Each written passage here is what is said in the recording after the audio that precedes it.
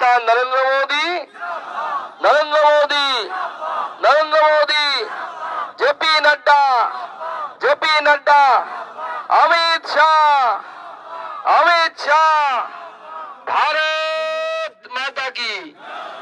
बंधुगण, आज के उत्तर दिनाजपुर ডিএম অফিসের সামনে আমাদের যে বিক্ষোভ সমাবেশ, সেই বিক্ষোভ সমাবেশে 10 দফা দাবি নিয়ে আমাদের এমপি, আমাদের রাজ্যের বরিষ্ঠ নেত্রী দেবশ্রী চৌধুরীর নেতৃত্বে একটি প্রতিনিধি দল ডিএম সাহেবের কাছে গেছে। আমরা ভেবেছিলাম, আমি যখন আসছিলাম তখন, যে আমরা যাব ডিএম সাহেবের সাথে দেখা করব, ডিএম সাহেব বসে থাকবেন, চাটা খাওয়াবেন আমাদেরকে, আমাদের দাবি দাবা, মানুষের দাবি দাবা তার কাছে পৌঁছে দেব। এসে তো দেখলাম অন্য অবস্থা। ডিএম সাহেব এমন করে শাল বগ্গা লাগিয়েছে, ভয়ে ভিতরে ঢুকে বসে আছে, দেখে মনে হচ্ছে পাকিস্তান বুঝি হামলা করতে আসবে, সেই ভয়ে ডিএম সাহেব ভেতরে বসে আছে। এ ডর हमें अच्छा लगा। বিজেপিকে যদি ভয় না পায় তাহলে আমরা কি আন্দোলন করলাম? আমার মনে হচ্ছে ডিএম সাহেব আমাদের নবান্ন অভিযানের ভিডিও খুব মাঝে মাঝে রাত্রিবেলা জেগে জেগে দেখেন। তার ভয়ে আজকে শাল বগ্গা লাগিয়ে মনে হচ্ছে যুদ্ধ করবেন আমাদের সাথে, এমন ব্যবস্থা করে ঘরের ভেতরে চুপচাপ ঢুকে আছেন। ডিএম সাহেব, আপনাকে একজন আইএস অফিসারের গল্প শোনায়। সেই আইএস অফিসারের সাথে আমার মাঝে মাঝে, প্রাক্তন আইএস অফিসার, তার সাথে মাঝে মাঝে আমার দেখা হয়। তিনি বলেন, আমি যখন ডিএম ছিলাম আমাকে কোনো ডিএম অফিসে পাওয়া যেত না। আমি যে জেলার ডিএম ছিলাম সেই জেলার ডিএম হয়ে তার মাঠে ঘাটে বটতলায় গাছতলায় মানুষের সাথে কথা বলতাম, মানুষের সমস্যার সমাধান করতাম, মানুষের কাছে থাকতাম, একসাথে খেতাম। সেই ডিএম সাহেব এখন ভারতবর্ষের রেলমন্ত্রী, প্রাক্তন আইএস অশ্বিনী বৈষ্ণব। আজকে কোথায় পৌঁছে দিচ্ছেন রেলকে? আর আপনি একজন আইএস অফিসার, ঘরের ভেতরে এসি চালিয়ে, আর এসি ঠান্ডার সময় রুম হিটার চালিয়ে ঘরের ভেতরে ঢুকে থাকছেন। রায়গঞ্জের মানুষ, উত্তর দিনাজপুরের মানুষ, তার সমস্যার কথা আপনার কানে পৌঁছবে কি করে? তার জন্য পৌঁছানোর কোনো উপায় নেই। তাই তৃণমূল কংগ্রেসের নেতাদেরকে আপনি রেখে দিয়েছেন। তারা আপনার প্রভুর মতো আচরণ করছে। তারা বলছে উঠতে বসতে ওঠ, বসতে বলছে বস, আপনি উঠছেন বসছেন, আপনার লজ্জা লাগে না? এতটা নির্লজ্জ একজন প্রশাসকের ভূমিকায় আপনি অবতীর্ণ হয়েছেন। আর সমগ্র উত্তর দিনাজপুরে আজকে ভাবতে অবাক লাগে, রাজবংশী অধ্যুষিত উত্তর দিনাজপুর জেলা, এক সময় আমার জেলা আর এই জেলা একই জেলা ছিল, পশ্চিম দিনাজপুর জেলা। আমার শৈশব কেটেছে এই জেলায়, রাধিকাপুর গ্রামে, আপনারা জানেন। সেই এই জেলা আমার নিজের জেলার মতো। আজকে সেই জেলায় দেখতে পাচ্ছি যারা এসসি সার্টিফিকেট পাওয়ার কথা, তারা এসসি সার্টিফিকেট না পেয়ে অন্যের ঘরে অন্যের হাতে এসসি সার্টিফিকেট চলে যাচ্ছে। যারা আদপে এসসি নয়, রাজবংশী সমাজের মেয়ে, তার মৃত্যু ঘটলো। মৃত্যুঞ্জয় বর্মনের সাথে কি হয়েছে আমরা ভুলিনি। ডিএম সাহেব, আপনাকে এবং আপনার প্রশাসনকে পরিষ্কার বলে যাচ্ছি, যত শালবগ্গা লাগিয়ে রাখুন, প্রত্যেকটি খুনের হিসাব ভারতীয় জনতা পার্টি করবে, প্রত্যেকটি খুনের হিসাব নেবে। সেই সময়ের জন্য অপেক্ষা করুন। তৃণমূল কংগ্রেসের নেতাদের কথা মতো উঠছেন বসছেন। আরে তৃণমূল কংগ্রেসের নেতারা বিপদের সময় আপনাকে ছেড়ে পালিয়ে যাবে। দেখুন কলকাতাতে কি অবস্থা। কলকাতাতে ভাইপো 29 তারিখে অমিত শাহজি আসবে, জবে থেকে শুনেছে, তারপর থেকে আর বাড়ি থেকে বেরোচ্ছে না, এখনো খুঁজে পাওয়া যাচ্ছে না ভাইপোকে। ভাইপো বলছে আমি ভোটে প্রচারে নামবো না, আমি শুধু আমার ডায়মন্ড হারবার নিয়ে থাকবো, অন্য কোথাও যাব না। ভয় কোন সময় ইডি খপ করে ধরে নেয়, ইডি কোন সময় খপ করে ধরে নেয়, সে ভয়ে খুঁজে ঘুরে ঘুরে বেড়াচ্ছে, কিন্তু বাইরে থেকে বেরোচ্ছে না, কলকাতা থেকে বেরোচ্ছে না। নবজোয়ার করবেন বলেছিলেন, নবজোয়ার ভুলে গেছেন। এখন এখন জমের দুয়ার দেখতে পাচ্ছেন। যে কোন দিন ইডি যদি একবার ধরে নিয়ে যায় তাহলে তাপস পালের মতো অবস্থা যেন না হয়ে যায়, সেই ভয়ে ঘুরে বেড়াচ্ছেন। তাই কাদের ভরসায়? তৃণমূল নেতাদের ভরসায়, যে নেতারা এক একজন চুরি করে রেকর্ড করে ফেলেছেন। কেন্দ্র সরকারের টাকা, সেই টাকা আসে এখানে, সেই টাকা লুট হয়, নেতা মন্ত্রীরা সেই টাকা ফেরত দিচ্ছে, পঞ্চায়েত প্রধান ফেরত দিচ্ছে, তাহলে তার বিরুদ্ধে এফআইআর হবে না কেন? সে জেলের ভেতরে থাকবে না কেন? তাকে জেলের ভেতরে ঢোকাতে হবে, যেখানে সে নিজে অ্যাকসেপ্ট করছে যে সে অন্যায় করেছে, নিজে স্বীকার করছে যে আমি অন্যায় করেছি, টাকা নিয়েছি, টাকা খেয়েছি। ভাবতে অবাক লাগে। আমার কাছে লিস্ট এসে পৌঁছেছে, পশ্চিমবঙ্গ সরকারের তরফ থেকে লিস্ট দিয়ে বিহারের লোককে কেন্দ্র সরকারের সুযোগ সুবিধে এই জেলার লোকেদেরকে বঞ্চিত করে বিহারের লোককে পাইয়ে দেওয়ার চেষ্টা করা হচ্ছে, পাইয়ে দেওয়া হয়েছে। আপনারা ভাবলে অবাক হয়ে যাবেন। শুধু এসসি এসটি সমাজের মানুষ নয়, সমগ্র মানুষ, গরিব কৃষক থেকে শুরু করে চাষি থেকে শুরু করে প্রত্যেককে বঞ্চিত করার কাজ এই সরকার করে যাচ্ছে। কিন্তু এই সরকারের দিন আর বেশি দিন নেই, তার আগে সেমিফাইনাল 26 এই সরকারকে আমরা হারাবো, ঘরের ভিতরে ঢুকিয়ে দেব। তার আগে 24-এ সেমিফাইনাল হবে। আর এই সেমিফাইনালে গতবার আপনারা অবাক করে গোটা রাজ্যের মানুষকে অবাক করে দিয়ে এই লোকসভা নরেন্দ্র মোদীর হাতে তুলে দিয়েছিলেন। এইবারও আমাদের শপথ নিতে হবে, এই জেলা, এই লোকসভা আমরা নরেন্দ্র মোদীর হাতে তুলে দেব। আবার পদ্ম ফুল ফোটাবো, রায়গঞ্জ লোকসভা ভারতীয় জনতা পার্টির লোকসভা হবে। আজকে আপনার আমার ভবিষ্যৎ কি ভাবুন। ডিএম কথা শুনছে না, ডিএম লোকের সাথে দেখা করে না, আর মাননীয় মুখ্যমন্ত্রী তোষণের রাজনীতিতে ব্যস্ত। আপনারা জানেন 22শে জানুয়ারি একটা বিখ্যাত ঘটনা, ঐতিহাসিক ঘটনা ঘটতে চলেছে। কি জানেন তো কি হবে? 22শে জানুয়ারি অযোধ্যায় রাম মন্দিরের উদ্বোধন হবে। কে করবে? নরেন্দ্র মোদী করবে, ভারতবর্ষের প্রধানমন্ত্রী। আর সেই রাম মন্দিরের উদ্বোধনে আমাদের মাননীয় মুখ্যমন্ত্রীকে নিমন্ত্রণ করা হয়েছিল। আমাকে নিমন্ত্রণ করেনি, কিন্তু মাননীয় মুখ্যমন্ত্রীকে নিমন্ত্রণ করা হয়েছিল, কারণ একজন রাজ্যের মুখ্যমন্ত্রী, তার সম্মান আছে, তাকে নিমন্ত্রণ করা হয়েছিল।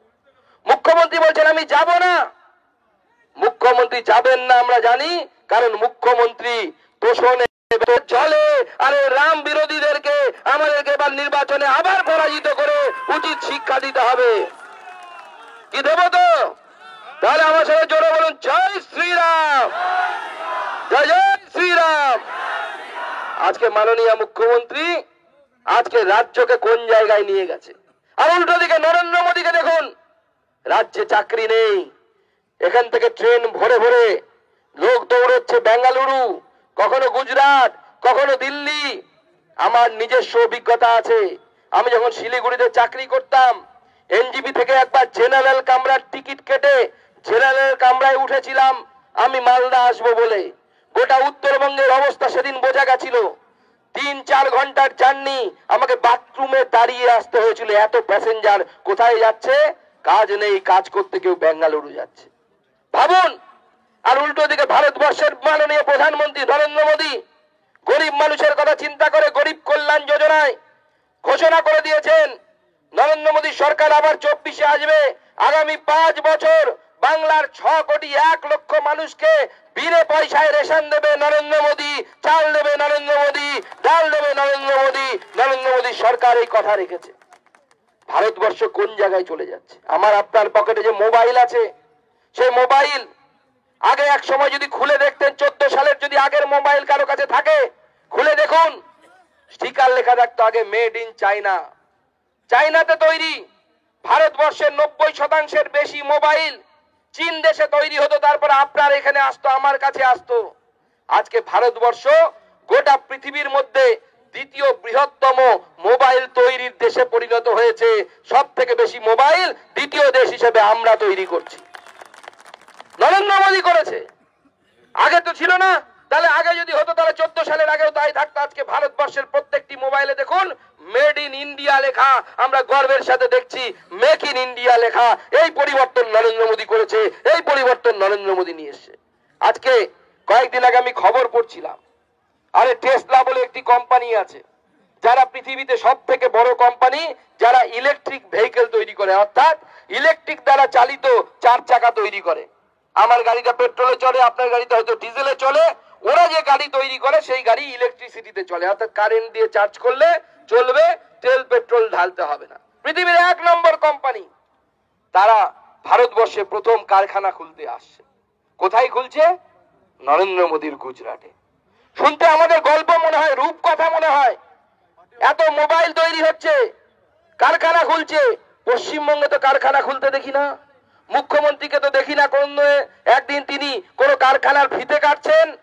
মুখ্যমন্ত্রী কারখানার ফিতে কাটতে পারেন না, কোথায় গিয়ে বিজেপির নেতাদেরকে কেস দিতে হবে সেই কেসটা দিতে পারেন, মামলাটা দিতে পারেন। কারখানা খোলার ক্ষমতা আমাদের মাননীয় মুখ্যমন্ত্রীর নেই। সে মুখ্যমন্ত্রী হিসেবে অপদার্থ মুখ্যমন্ত্রীতে পরিণত হয়েছেন। সেই অপদার্থ মুখ্যমন্ত্রী আগামী দিনে পশ্চিমবঙ্গকে রাজত্ব করতে পারবে না। এখন পিসি আর ভাইপোর মধ্যে চলছে, ভাইপো বলছে, এবং সেই নাটক হচ্ছে মমতা বন্দ্যোপাধ্যায়ের লেখা, আর নির্দেশনা হচ্ছে চোর কুনালের। চোর কুনালকে চেনেন তো? হ্যাঁ, ভালো করে চেনেন তো? চোর কুনাল সে নির্দেশনা করছে। পিসিকে ভাইপো বলছে আমাকে উপমুখ্যমন্ত্রী করে দাও। পিসি বলছে এই বেটা বড় ডেঞ্জারাস, একে যদি উপমুখ্যমন্ত্রী করি পরের দিনই মুখ্যমন্ত্রী হওয়ার চেষ্টা করবে, আমার ঘাটটা মটকাবে। তাই মুখ্যমন্ত্রী রাজি হচ্ছেন না তাকে উপমুখ্যমন্ত্রী করতে। আর ভাইপো বলছেন যে আমাকে উপমুখ্যমন্ত্রী না করলে আমি আর এখানে ওখানে ঘুরবো না। কেন ঘুরবো না?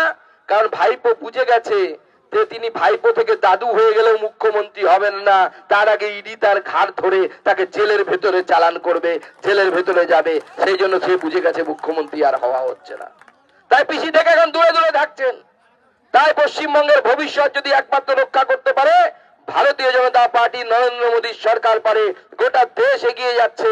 যে চাঁদের দক্ষিণ মেরুতে কেউ পৌঁছতে পারেনি, নরেন্দ্র মোদীর চন্দ্রযান সেই চাঁদের দক্ষিণ মেরুতে পৌঁছে গেছে। সেদিন সকল ভারতবাসীর বুক 56 ইঞ্চিতে পরিণত হয়ে গেছিল নরেন্দ্র মোদীর দৌলতে। নরেন্দ্র মোদী সেই জায়গায় নিয়ে গেছে। করোনার সময় 5 কেজি পরিবার পিছু মাথা পিছু চাল দিয়েছে নরেন্দ্র মোদী, চাল অথবা গম দিয়েছে। করোনার সময় 220 কোটির বেশি ডোজ দিয়েছে। এক সময় আমেরিকা আমাদেরকে বলেছিল আপনাদের ভ্যাকসিন তৈরি করার দরকার নেই, ভ্যাকসিন আমাদের কাছ থেকে কিনে নিন, $35 করে দাম লাগবে। নরেন্দ্র মোদী বললেন না, আমি ভ্যাকসিন কিনবো না, আমার দেশের বিজ্ঞানীরা ভ্যাকসিন তৈরি করবে। উনি টাকা দিলেন, বিজ্ঞানীদের বললেন আপনি ভ্যাকসিন তৈরি করুন, যদি বিফল হন দায় নরেন্দ্র মোদী নেবে, সফল হলে নাম বিজ্ঞানীদের হবে। ভ্যাকসিন ওয়ার বলে একটি সিনেমা বেরিয়েছে, কোন সুযোগ হলে সেই সিনেমাটা একবার দেখবেন। কত সহজ ছিল না এত ভ্যাকসিন বানানো। নরেন্দ্র মোদীর জন্য ভারতবর্ষ ভ্যাকসিন বানাতে পেরেছে। নরেন্দ্র মোদী না থাকলে ভ্যাকসিন বানানো যেত না। আমেরিকা এমবার্গো দিয়ে দিয়েছিল। ভ্যাকসিন বানানোর জন্য যে কেমিক্যালস গুলো লাগে, যে রাসায়নিক লাগে, সেই রাসায়নিক পদার্থ আর রপ্তানি করা বন্ধ করে দিয়েছিল আমেরিকা। নরেন্দ্র মোদী আমেরিকার প্রেসিডেন্টকে ফোন করে বলেছিলেন সেই দিন যে তোমরা যখন বিপদে পড়েছিলে, তোমাদের রাষ্ট্রপতি ছিল ট্রাম্প, তিনি আমাকে ফোন করেছিলেন, হাইড্রক্সিক্লোরোকুইনিন আমরা ওষুধ পাঠিয়েছিলাম, আজ ভারতবর্ষ ভ্যাকসিন বানাতে চাই, তুমি তোমার দেশ থেকে কেমিক্যাল বন্ধ করে দেবে, এটা চলতে পারে না। আমেরিকা নত জানু হয়ে সেই কেমিক্যাল, সেই রাসায়নিক ভারতবর্ষে পাঠিয়েছিল।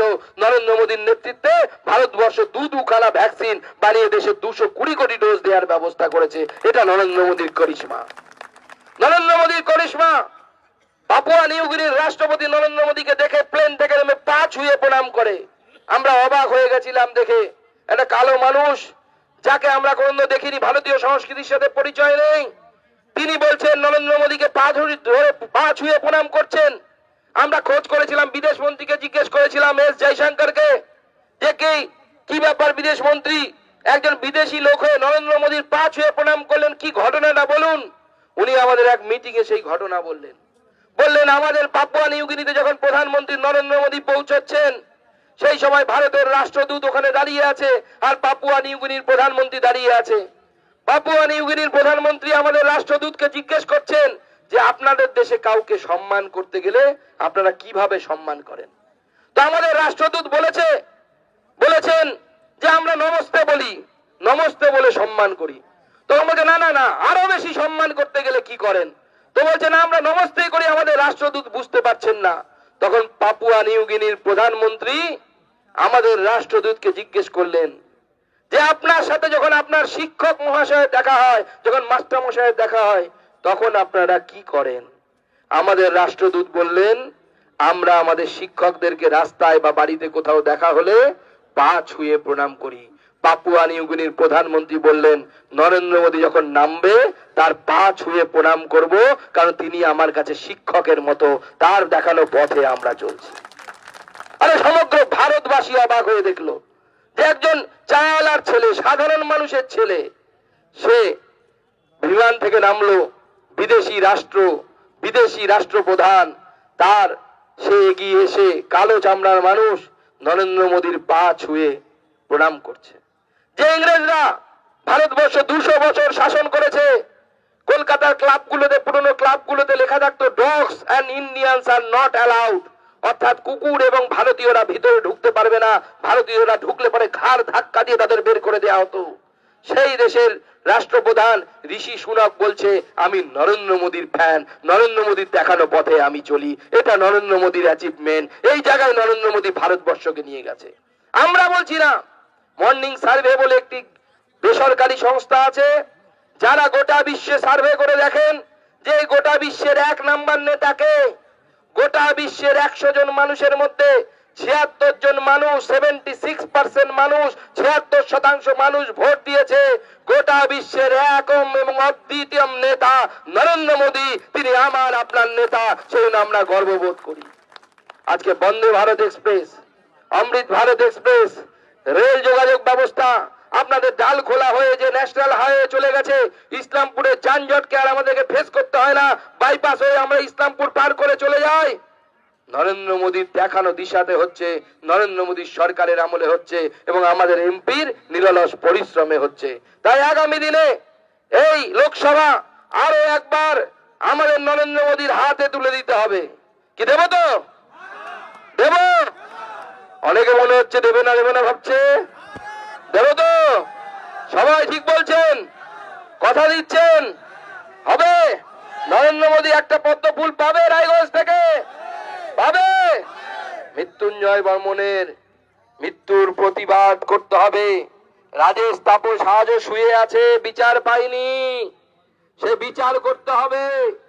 সেই বিচারে করার জন্য নরেন্দ্র মোদী দরকার। 800 বছর রামলালা তার বাড়িতে থাকতে পারেনি, 800 বছর ধরে হিন্দু সমাজ লড়াই করেছে, 800 বছর পর আমরা বিচার দিয়েছি। রামলালা তার নিজের মন্দিরে স্থাপন হতে যাচ্ছেন 22শে জানুয়ারি, রাজেশ তাপসও শুয়ে আছে, তাদেরকেও বিচার দিতে হবে। সেটা নরেন্দ্র মোদীর সরকার চায়। মনে আছে তো রাজেশ তাপসের কথা? কি বলেছিল রাজেশ তাপস? বলেছিল উর্দু পড়তে চায় না, বাংলা শিক্ষক চায়, বাংলা আমার মাতৃভাষা। রাজেশ তাপস শুধু এইটুকু চেয়েছিল। আর ববি হাকিম কি বলছে কয়েকদিন আগে দেখেছেন নিশ্চয় ভিডিও, যে আর কিছুদিনের মধ্যে পশ্চিমবঙ্গের নাকি 50% লোক উর্দু ভাষায় কথা বলবেন। ববি সাহেব, আপনাকে আমরা আশ্বস্ত করছি, যতদিন ভারতীয় জনতা পার্টির কর্মীদের গায়ে 1 বিন্দু রক্ত আছে, আপনার এই উর্দু ভাষা বলানোর স্বপ্ন আমরা পূরণ হতে দেব না। রাজেশ তাপসের মতো বলিদান দিতে গেলে হলো আমরা বলিদান দেব, লড়াই করব, মাটিতে শুয়ে থাকবো, কিন্তু আপনার এই উর্দু ভাষা চালানোর স্বপ্ন আমরা পূরণ হতে দেব না। এই বাংলা বাঙালির বাংলা ভাষায় এখানে রাজত্ব করবে, বাংলা ভাষায় এখানে পড়ানো হবে, বাংলা ভাষায় এখানে চলবে। তাই বন্ধুগণ, আগামী লড়াইয়ের জন্য প্রস্তুত হন। আমাদের রাজবংশী সমাজের উপর অত্যাচার হয়েছে, নবসূত্র সমাজের উপর অত্যাচার হয়েছে। যে পুলিশগুলো এখানে দাঁড়িয়ে আমাদের আটকানোর চেষ্টা করছে, ওই বেচারাদের 36% ডিএ বাকি। ওদের অবস্থা ভাবুন, 36% ডিএ বাকি, ঠিক মতো মাইনে পাচ্ছে না। ট্রাক গেলে হাত পাততে হচ্ছে, দে বাবা কিছু দিয়ে দে। ট্রাক গেলে হাত পাততে হচ্ছে, সংসার চলছে না বেচারাদের, কিন্তু উপায় নেই। উপরের অফিসার বলে দিয়েছে, ডিএমএসপি বলে দিয়েছে সব পুলিশ খারাপ, আমি মানি না। পুলিশরাও চায় যে ভারতীয় জনতা পার্টির সরকার আসুক, কিন্তু উপরের কয়েকটা আইপিএস, কয়েকটা আইএস মুখ্যমন্ত্রী চটি চাটা দালালে রূপান্তরিত হয়েছে। তাদের উচিত শিক্ষা ভারতীয় জনতা পার্টি দিতে হবে, ভারতীয় জনতা পার্টি উচিত শিক্ষা দেবে।